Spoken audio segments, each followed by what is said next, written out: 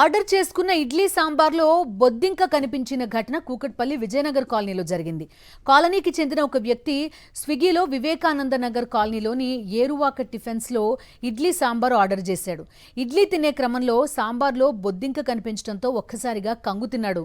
కనీస శుభ్రత జాగ్రత్తలు పాటించకుండా ఆన్లైన్ వేదికగా ఇష్టం వచ్చినట్టు హోటల్ నిర్వాహకులు వ్యవహరిస్తున్నారని, వీరిపై చర్యలు తీసుకోవాలని బాధితులు డిమాండ్ చేస్తున్నారు. ఇప్పటికైనా ఫుడ్ సేఫ్టీ అధికారులు వెంటనే తనిఖీలు చేపట్టాలన్నారు.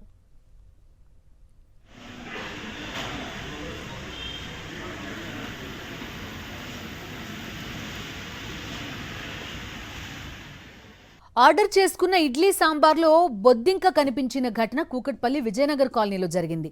కాలనీకి చెందిన ఒక వ్యక్తి స్విగ్గీలో వివేకానంద నగర్ కాలనీలోని ఏరువాక టిఫెన్స్లో ఇడ్లీ సాంబార్ ఆర్డర్ చేశాడు. ఇడ్లీ తినే క్రమంలో సాంబార్లో బొద్దింక కనిపించడంతో ఒక్కసారిగా కంగు తిన్నాడు. కనీస శుభ్రత జాగ్రత్తలు పాటించకుండా ఆన్లైన్ వేదికగా ఇష్టం వచ్చినట్టు హోటల్ నిర్వాహకులు వ్యవహరిస్తున్నారని, వీరిపై చర్యలు తీసుకోవాలని బాధితులు డిమాండ్ చేస్తున్నారు. ఇప్పటికైనా ఫుడ్ సేఫ్టీ అధికారులు వెంటనే తనిఖీలు చేపట్టాలన్నారు.